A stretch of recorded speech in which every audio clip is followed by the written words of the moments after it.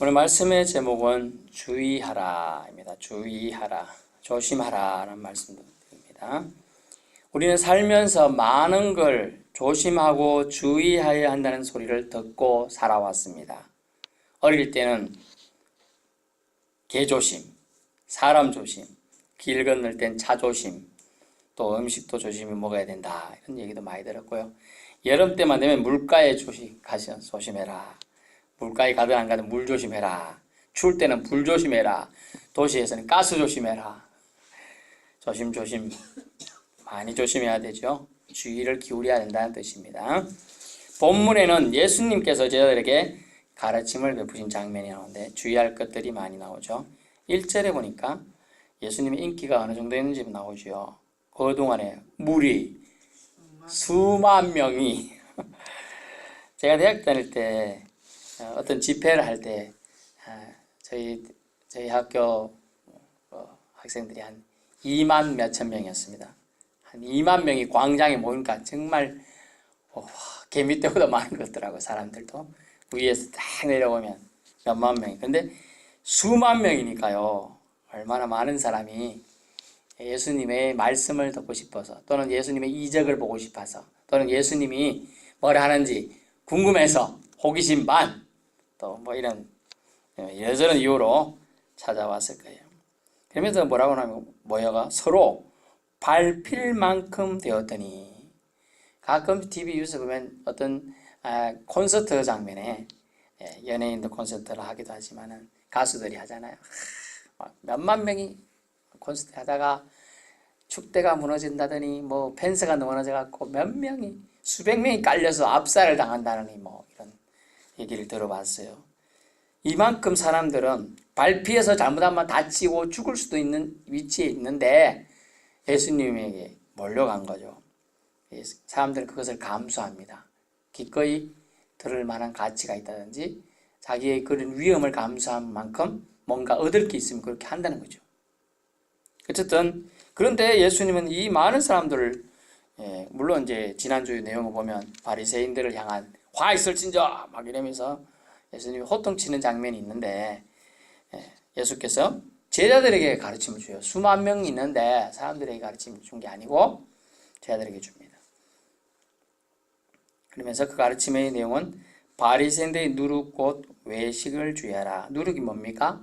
말짱한 빵이 있으면 그 누룩 하나 들어가면 쉽게 금방 상하게 되는 것이죠. 효모 같은 거 좋은 영양가도 있지만 잘못된 것도 있거든요. 이것은 뭐냐면 바리새인들의 누룩은 뭐냐면 그 자기가 위치에 생기는 누룩이에요. 저 교만을 말해요. 교만을 조심해라.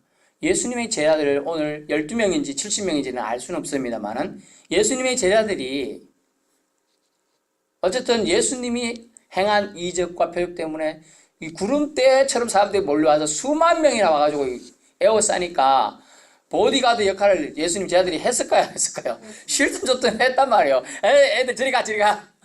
그리고 어른들, 아이고 노인네 이거 가서 잘못하면 너무 다칩니다. 조심해서 가세요. 이렇게 하고, 너무 접근하면 예수님 말씀 전할 수 없습니다. 이렇게 막 이렇게 했단 말이죠. 그런 역할을 예수님. 그러다 보면 어찌 될까요? 이제 사람들이 당신이 예수님 제자죠. 예수님한테 이것 좀 전해주시오. 또는 예수님한테 이 말 좀 전해주시오. 이런 게 다 있죠. 그러다 보면 싫든 좋든 오늘날 말하면 유명한 왕이나 대통령이 있으면 그 옆에 접근들한테 사람들이 더 타는 것처럼 그렇게 되는 거예요. 그래서 예수님이 제자들을 보고 예수님이 하신 말씀, 바리새인 누룩을 비유했지만 실제로 제자들아 너희들이 교만할까 조심해라 이라는 얘기예요. 우리도 그렇지 않아요? 별로 안 그러신가 보네. 우리도 은연 중에 그런 게 있다는 거죠. 그것을 조심해야 된다. 그러면서 1절 이제 수만 명이 모였습니다. 예수님은 그들 속에서도 청중이 아니라 회중이 아니라 수만 명의 군중이 아니라 제자들에게 교훈을 주시면서 너희가 주의할 것들이 있는데 이것들을 주의해야만 내 제자로서 바로 설 수 있다라고 얘기합니다. 여러분이 누구에게 대화를 할 때 그 말을 받을 만한 사람인지 아닌지를 판단하지 않나요? 자, 얘기합니다. 아무개씨, 내가 이런 비밀을 알고 있는데 정말 입이 건질건질해서 미치겠어. 내가 당신에게만 말할 테니까 절대로 옮기면 안 돼? 그런데 그 사람은 들으면서 내가 약속은 하지만 내 입은 장담 못해. 이런 말하면 절대로 그 사람한테 말 안 하겠죠. 근데 말을 안 하고 알았어. 말만 해봐. 내가 절대로 말 안 한다니까. 그런데 이제 그렇게 말하니까 이렇게 내가 암흑에 다른 사람 누군가의 비밀을 알았어. 그 사람이 옛날에 진짜 나쁜 사람이더만 막 이렇게 얘기하면서 다른 사람 돈 빌려 돈 다 띠먹고 또 도박판에서 얼마나 날리는지 막 또 술 먹으면 완전 개가 된다 하더라 막 이런 얘기를 막 옮기는 거예요. 근데 2절에 보면 그 내용에 대해서 나오죠. 감추인 것이 드러나지 않을 것이 없고 숨긴 것이 알려지지 않을 것이 없나니. 그러면서 말 조심해야 된다는 거 얘기를 하고 있어요. 비밀이라 생각되는 또 혹은 속였다 모르겠지 생각하고 말하는 거지만 드러나게 될 날이 반드시 있다는 게 예수님 가르침이에요. 그럼 말 조심을 해야 한다는 거예요. 너희 제자들아, 너희가 어떤 위치에 점점 위치에 올라갈수록 말 조심을 해야 할 것이다. 옛날에 이런 말이 있었어요. 제가 신대원 다닐 텐데 지금 같이 생활하는 사람인데 너희 약점이 될 것이라 하는 말을 들었을 때 섬뜩하더라고요. 섬뜩. 같이 신대원 신학생들이고 또 주님을 믿고 있고 목사님이 되기 위한 공부를 하고 있는 사람들인데 이 생활하는 사람들이 당신이 옆에서 당신을 다 보고 있다는 뜻이잖아요. 약점이 될 것이다. 당신이 그때 만약 했다. 그러면 그 사람 성격 과하던데? 아이고 저런 사람 쓰면 안 돼. 뭐 이런 얘기를 한다는 거예요. 실제로. 또 그 사람 내가 아는데 말이 목사님 되실 분이 예배 드릴 시간에 게임하고 있더라. 제가 다 봤거든요. 저도. 그러니까 저는 만약 그런 사람을 누가 와가지고 이 사람 어떻더나 물으면 솔직하게 같은 동기일지라도 추천 안 하는 거죠. 아니 이왕이면 그죠? 정말 경건한 사람, 하나님 뜻에 감화 감동되어 하나님만 사랑하는 사람 쓰고 싶지. 그 예배 시간을 예배 잘 드리고 목욕하는 게 목적인 사람이 목사님이에요, 사실. 그죠? 그런데 자기가 예배 시간에 게임하고 노는 사람이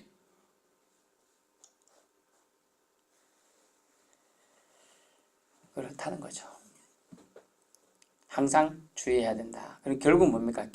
예수님의 가르침은 뭡니까? 너희가 말 조심을 해야 될 위치에 점점 올라가고 있다. 파급력이 크다는 거예요. 너희가 누룩이 될 줄도 모른다는 거예요. 너희 말이 너희 악을 포장하는 누룩이 될 것이다. 다른 사람들이 선한 영향인가 악한 영향을 미칠지 모른다. 더 조심해야 된다는 걸 말씀해 주고 있습니다. 4절부터 보면요. 예수님은 비밀처럼 아주 중요한 사실을 알려주는데요. 이것을 말씀하시고자 예수님은 오늘 본문을 인용하고 계셔요. 이 표현에 그것이 담겨있죠. 4절을 내가 내 친구 너에게 말하노니.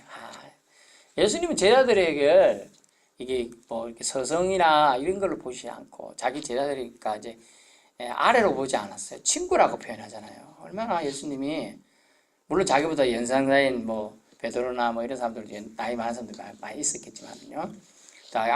아래도 있었겠죠. 물론 그렇지만 그렇게 하지 않고 친구라고 표현하면서 아주 친근하게 대합니다. 이것이 예수님이 사람 사귀는데 아주 공평한 사람이었음을 알 수가 있어요.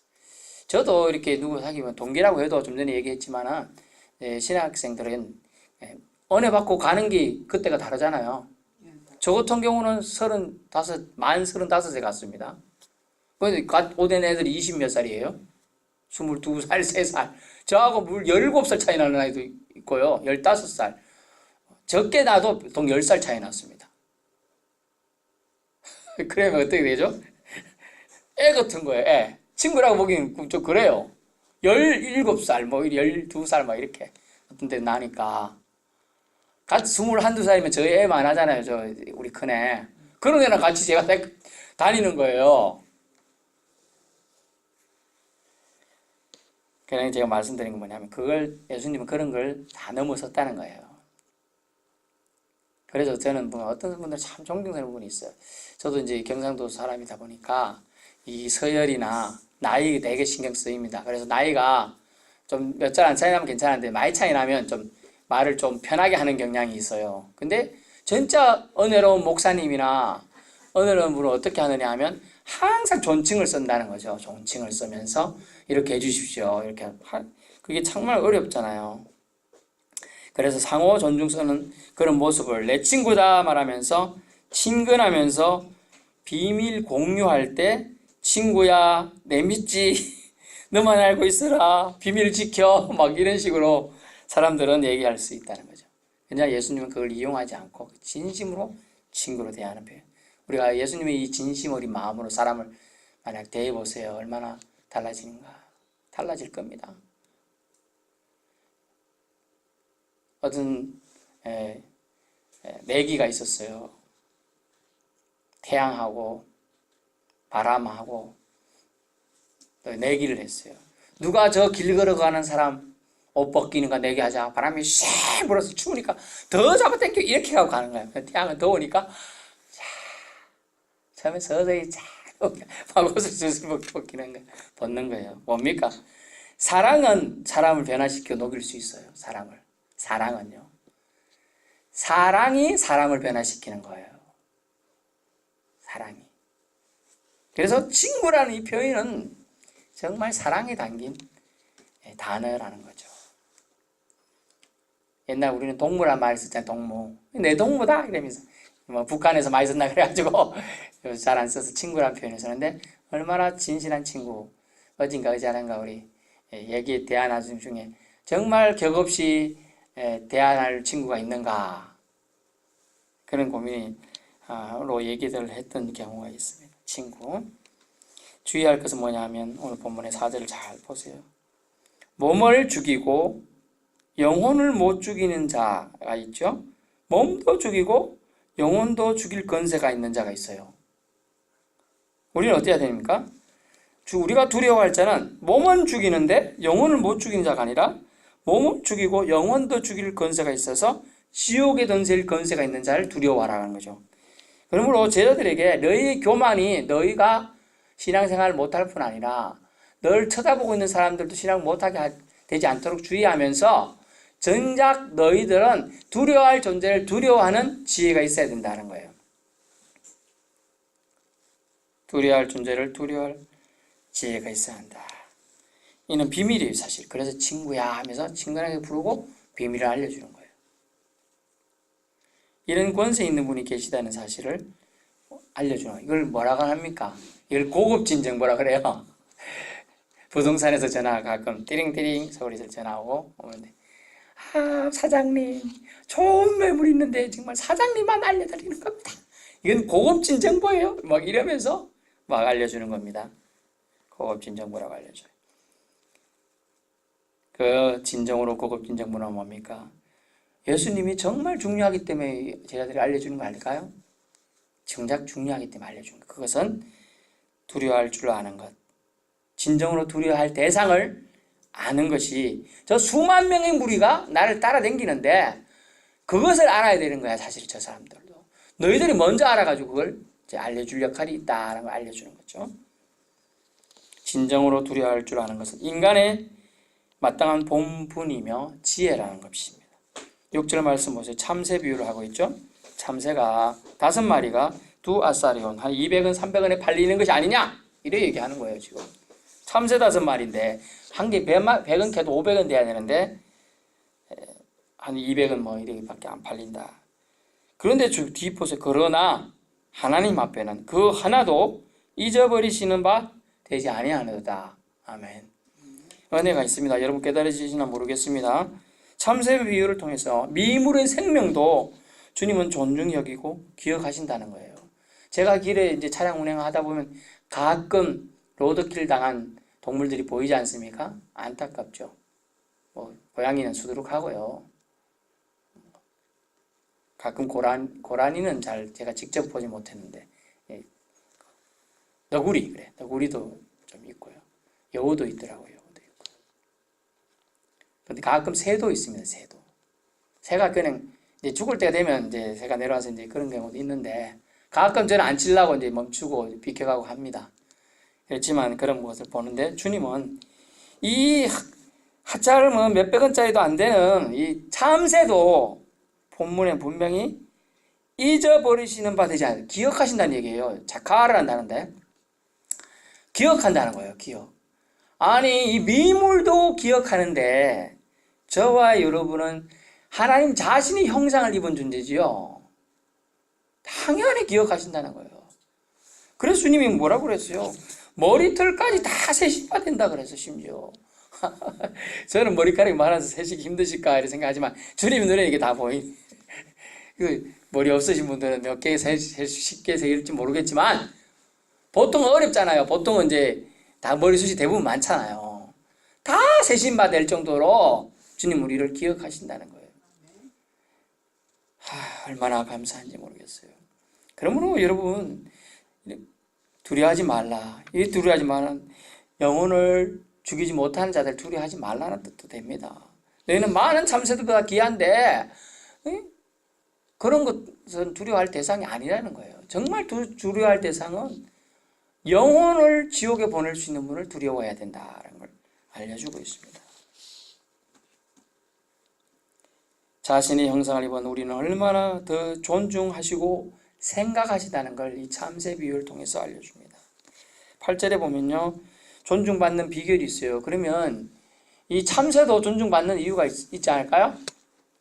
첫 번째는 하나님이 창조하셨기 때문이고요. 두 번째가 중요하죠. 그것은 창조는 법칙대로 참새가 살기 때문이에요. 뭐 이해 못 하시겠죠? 창조 법칙대로요. 참새야 너는 참새로 역할을 하며 살아라 그랬는데 그 역할을 하며 삽니다. 아침 일찍 나고 울죠. 울어주면서 생활을 하고 또 각종 나쁜 벌레 잡아먹어주죠. 다 참새가 참새 역할을 하고 있는 거예요. 그러니까 하나님이 기억하시는 거예요. 참새, 나 참새 역할 안 할래. 이러면 그냥 신경 안 씁니다. 무슨 뜻인지 잘 생각해 보세요. 그리고 존중받는 비결 8절을 우리 보셔야 됩니다. 우리가 이 참새도 기억된 바 되듯이 하나님의 형상을 입은 우리가 하나님의 사람으로 기억되기 위해서는 8절이 필요합니다. 내가 또 너에게 말하노니 누구든지 사람 앞에서 따라해보세요. 나를 시인하면 인자도 하나님의 사자들 앞에서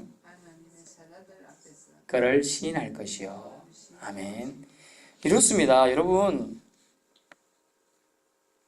존중받는 비결은 바로 이겁니다. 예수님은 말씀은 내가 존중받는 비결을 너희가 알려줄 테니까 주의를 넘어서 마음판에 새겨야 될 것이다. 그것은 누군지 사람 앞에서 여기 인자는 예수님 말합니다. 예수님을 시인하면 하나님의 사자들은 엔젤이에요. 천사들이에요. 천사들 앞에서도 천사들이 좋은 역할로 오기도 하지만 심판 그거 하는 도구로도 오지요. 예, 옵니다. 그 앞에서 시인한다는 거예요. 내가 이 사람은 알고 있다. 얘기해준다. 심판시 존중받고 구원받는 비결 뭡니까? 그것은 의리를 지키고 믿음을 지키는 거예요. 심판시에도 의리를 지키고 믿음을 지키는 것을 주님은 원하신다. 그래서 존중받는 비결은 예수님을 예수님이다라고 시인해야 돼요. 앞에 예수님은 우리를 위해 오신 예수님이고요. 뒤에 예수님은 나를 위해 희생하신 그 구원자라는 걸 시인해야 돼요. 요한 1서에 보니까요. 예수님을 시인하면 요한 1서 제가 찾아 읽어드릴게요. 요한 1서 4장 요한 1서 4장에 보니까 4장 2절 이래 나왔어요. 시인하는 것에 대해서 너희가 하나님의 영을 알지니 곧 예수 그리스도께서 육체로 오신 것을 시인하는 영마다 하나님께 속한 것이요 예수를 시인하지 아니하는 영마다 하나님께 속한 것이 아니니 이것이 곧 즉 그리스도의 영이니라. 아멘. 그리스도께서 육체로 오신 것을 시인하는 자마다 하나님의 영을 소유한 거예요. 하나님께 속한 자라고 말하고 있어요. 지금 한 가지 예만 든 거예요. 사실은 많습니다. 사람 앞에서 예수님을 그분은 신이시여 이렇게 고백하는 것도 맞고요. 그분은 하나님의 아들이시지만 사람이시다 하는 것도 맞습니다. 틀린 게 아니에요. 여기서 또한 우리가 예수님을 어떻게 시인하냐? 예수님이 나의 주님이십니다. My Lord라고 고백하는 거. 또 예수님의 나의 구원자. 다 저는 복잡해서 목사님 모르겠어요. 그럼 한 가지만 기억하세요. 예수님이 나의 구원자이십니다. Jesus Christ, my Savior. Jesus Christ가 나의 구원자이십니다. 라는 고백. 이것만이라도 꼭 하셔야 된다. 시인한다는 말은 신앙 고백이 담긴다는 뜻이에요. 신앙 고백을 드린다는 뜻이에요. 주님한테. 10절입니다. 누구든지 말로 인자를 거역하면 사하심을 받으리라. 성령을 모두 간자는 어때요? 사하심을 받지 못하리라. 아멘. 아주 말 실수인가 이렇게 생각할지 모르겠지만 말 실수라 할 수도 있지만 담긴 뜻이 있습니다. 말 실수하고 꼭 용서 받을 수 있는 말과 용서 받지 못하는 말이 있다는 것도 됩니다. 무슨 뜻이냐면 용서 받을 수 있는 것, 말, 인자를 그냥 저기 예수님인데요. 예수님을 거역하는 것은 용서된다. 예를 들게요. 예수님이 제도 들고 너희들이 나를 다 따라오려 하지만 아무도 나를 따라오지 못할 거야 실제로. 그랬을 때 무슨 소리 합니까? 막 이렇게 대들었어요. 또 예수님이 나 이제 죽으러 가노라 이랬어요. 그러니까 마주로 멱살 나오면서 당신 이때까지 따라다녔는데 이 무슨 소리야? 막 이렇게 했어요. 거역하는 거죠. 거역하는 거 아니에요? 막 예수님이 대들고 막 이러는데 그냥 이런 건 자 주님이 용서하셨어요. 인간적인 생각이고 인간적인 무지함에서 나온 거니까. 그런데 성령을 모독하는 거예요. 그것은 용서치 않는다. 예수님이 죽으셨고 부활하셨고 하나님이 살리셨고 예수님을 믿으면 구원받는다. 이건 성령의 감동받은 사람들만 깨달을 수 있어요. 근데 그걸 부인하는 거야. 예수님이 죽으신 것도 부인하고 예수님이 부활하신 것도 부인하고 이런 것은 성령 모독하는 거예요. 성령을 회방하는 거예요. 하나님 안에 살고자 하는 사람들을 좋지 못한 누룩으로 오염시키는 거예요. 그것은 용서받지 못한다는 것이죠. 초대교회는요, 예수를 부인하는 것을 뭐라고 하냐면 성령을 영영 거부하는 것으로 간주했어요. 그래서 절대로 사함받지 못한다고 말하고 있습니다. 마태복음 12장 31절 보세요. 마태복음 12장 31절. 12장 31절. 그러면 내가 너에게 이르노니 사람에 대한 모든 죄와 모독은 사하심을 얻되 성령을 모독하는 것은 사하심을 얻지 못하겠고 똑같아요. 인자가 말라. 밑에 32절에 누구는 인자를 거역하면 사하지 못해 성령을 거역하면. 왜냐하면 사람에 대한 모든 죄와 모독은 사하지 못죠. 사람은 누구나 완벽할 수 없으니까요. 그래서 성령을 모독하는 것은 사하지 못한다라고 얘기해 주고 있습니다.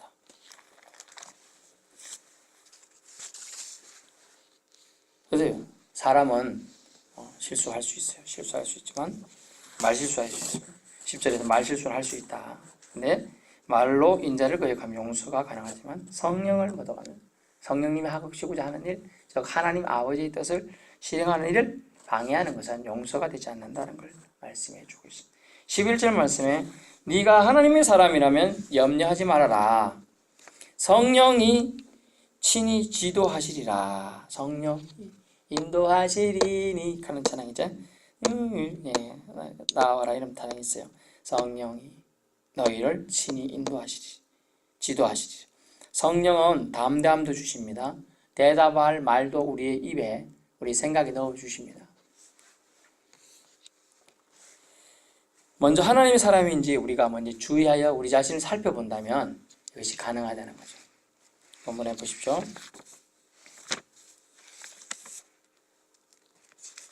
11절. 사람이 너희를 회당, 위정자, 권세 있는 자 앞에 끌고 가거든. 보통은요, 힘이 없는 사람은 권세 있는 사람이나 힘 있는 사람이나 뭐 정치가나 회당이 이렇게 끌려가면요, 공적인 자리에 걸어가도 좀 주눅이 드는데 끌려서 가잖아요. 그러면 주눅이 확 들어가지고 아무 말도 못하고 벌벌 떨겠죠, 보통은. 내가 왜냐면 옛날에 이렇게 끌고 가면 대부분이 그냥 나와도 문매를 맞고 나오고 심지어 돌에 맞아 죽는 경우도 많았거든요. 옛날에는요. 그렇게 하거든 어떻게 무엇으로 대답하면 무엇으로 말할까 염려하지 말라 그랬어요. 뭐냐면 이미 여러분이 주님의 영에 감동되었고 또 바리새인의 누룩을 주의해서 조심히 살아왔고 참으로 두려워할 존재가 누군지 안다면 이 사람들이 너를 육신을 해코지 할지 몰라도 영을 해코지 하지 못한다는 걸 안다면 담대함이 이미 있을 거라는 거죠.